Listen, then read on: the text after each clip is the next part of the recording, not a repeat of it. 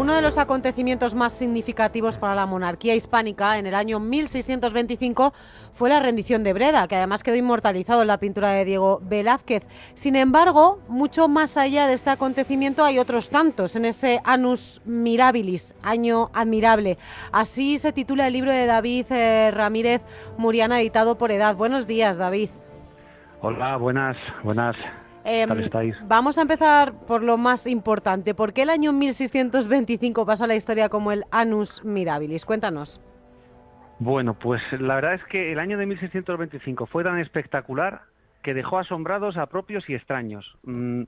Es un año que si lo hubiesen tenido países como Estados Unidos, el Reino Unido o Francia, que saben vender muy bien su historia, hoy yo creo que lo conocerían en todo el mundo, vamos, desde Tokio hasta Mozambique. Sin embargo, por desgracia, prácticamente hoy nadie conoce, ni siquiera los españoles, nos acordamos lo que pasó allí, salvo porque por fortuna hubo una gran herencia artística, como tú has dicho, y no solamente el cuadro de Velázquez. Aquello fue tan importante que el rey Felipe IV ordenó, pues, prácticamente a los mejores pintores de su época que plasmaran 5 de las grandes victorias de 1625. Entonces tenemos el cuadro de Velázquez de las Lanzas, la rendición de Breda, pero tenemos el de Zurbarán de Cádiz, tenemos el de Maíno de Bahía. Bueno, hay 5 grandes cuadros que representan aquel año. Flandes, sur de Europa, Mediterráneo, Sudamérica, Caribe, Pacífico, África y Asia. Dices que la más destacable tal vez puede ser recuperar Salvador de Bahía en Brasil. ¿Qué supuso eso para la logística de la Armada?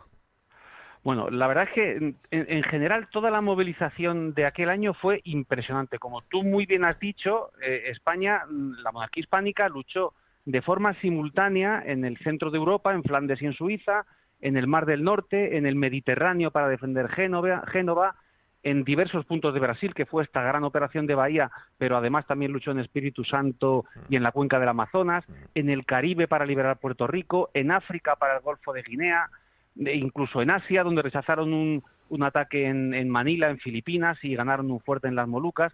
Fue espectacular, pero como tú muy bien dices, la operación de Salvador de Bahía fue realmente algo que yo creo que superaba la época, porque fue una operación combinada, una operación anfibia, en la que se formaron dos grandes flotas, una en Lisboa y otra en Cádiz, que tenían que unirse, se unieron en Cabo Verde y luego confluyeron juntas hasta Brasil, atravesando el Atlántico en lo que fue la mayor operación marítima que había cruzado nunca el Océano Atlántico hasta el momento.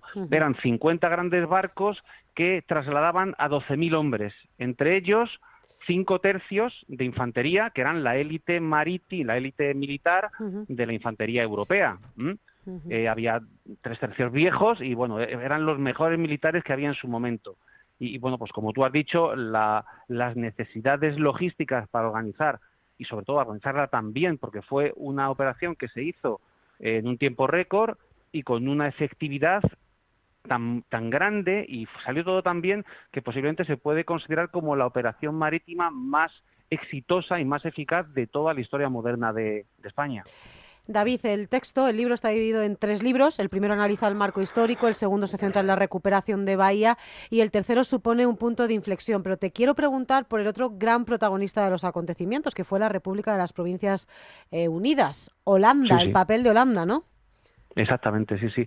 En este libro, igual que en el primero, que ya vine a presentarlo con vosotros, hablábamos del gran rival en aquel momento, la expansión marítima española, que fue Portugal. En este momento nos centramos en la primera mitad del siglo XVII y el gran rival de la monarquía hispánica son las Provincias Unidas, que en realidad era un territorio que había pertenecido, o sea, que pertenecía teóricamente al propio Imperio Español, porque es la rebelión de Flandes, que se desgajaron estas 7 provincias y verdaderamente tiene un mérito tremendo que un territorio tan pequeño consiguiera hacer frente a la primera potencia mundial con diferencia, que era la monarquía hispánica, y no solamente hacerle frente en Flandes, sino desarrollar un enorme poder marítimo que amenazó gran parte del imperio de la monarquía hispánica, porque ya no es solamente el imperio español. Recordemos que desde finales del siglo XVI, desde 1580, con Felipe II, Portugal se había unido a la monarquía hispánica. Bueno, pues los holandeses fueron capaces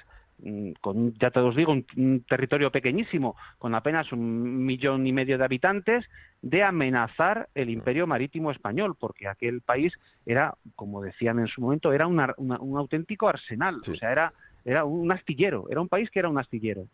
Bueno, tal como cuentas, la mayoría de estas batallas son contra holandeses. Bueno, abarcar tanto dices que pudo ser el inicio de la decadencia por muchos frentes económicos y luego que el tomar Amberes, la paradoja es que fue el mayor éxito, pero fue el despegue económico de las Provincias Unidas. O sea, hasta Sí. que no consiguen estrangularlas económicamente, no consiguen cantar victoria. A ver, la guerra de Flandes fue un desastre desde el principio, porque al principio no se le prestó la atención que se le debería prestar y cuando ya se le prestó esa atención fue demasiado tarde.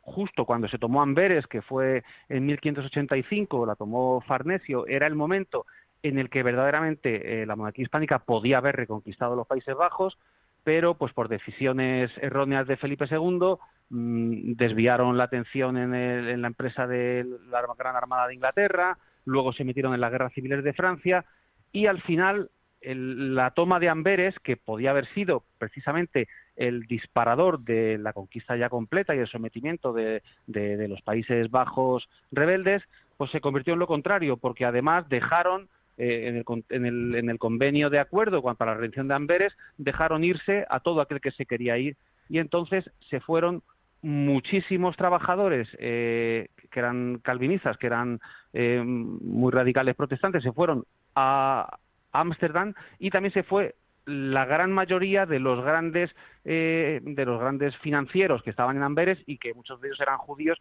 precisamente que habían huido en su momento de la península ibérica. Entonces eso reforzó muchísimo a Ámsterdam y reforzó muchísimo a las Provincias Unidas y al final lo que fue una gran victoria española pues se convirtió en un problema para España.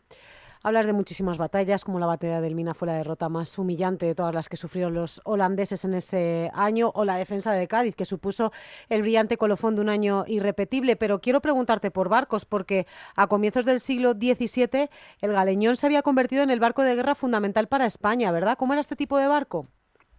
Pues sí, el barco de guerra fundamental español fue el galeón desde la segunda mitad del siglo XVI, las ordenanzas que mandó hacer Felipe II, pues en realidad el galeón empezó como una nao reforzada, la nao que fue la gran nave de la expansión marítima en la Edad Moderna, se reforzó, se llenó de artillería, se llenó de cañones, y de ahí surgió el galeón, que era una gran nao que fue ganando en tamaño, con 2 puentes y tremendo potencial bélico. Posiblemente los galeones españoles eran los mejores del mundo, aunque es cierto que teníamos potencias marítimas, vamos, como hemos dicho, Holanda consiguió ser una potencia marítima tremenda y construía muy buenos barcos, y también Inglaterra, por supuesto, Francia, pero la verdad es que la calidad del galeón español yo creo que no tuvo rival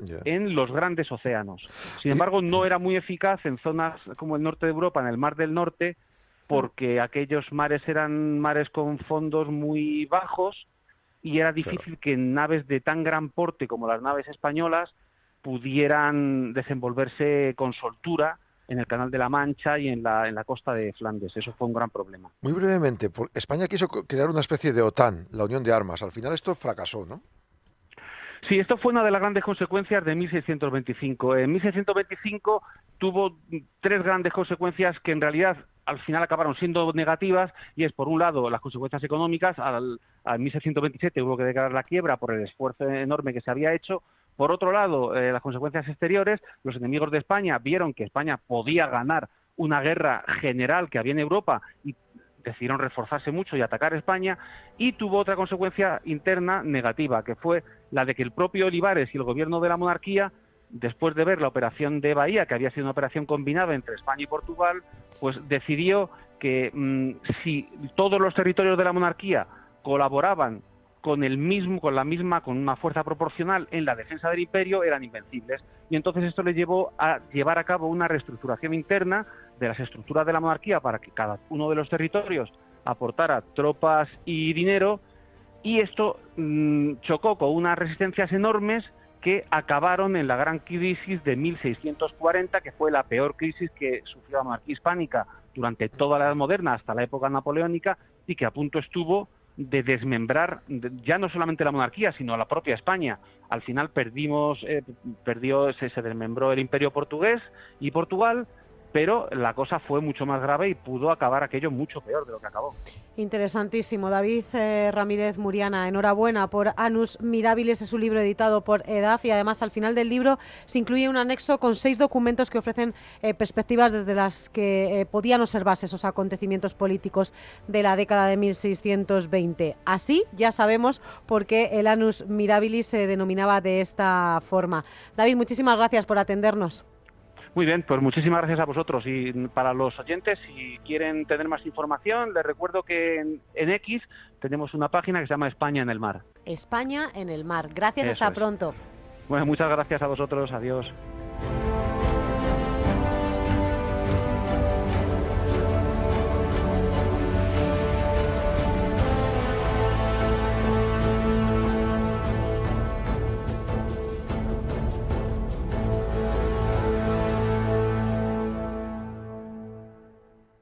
La innovación siempre ha hecho avanzar el mundo, pero también conlleva riesgos.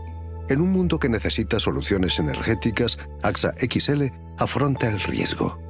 Como aseguradora líder mundial, trabajamos en colaboración con las empresas, superando barreras para acelerar la transición energética. AXA XL. Afrontamos el riesgo para un futuro por imaginar.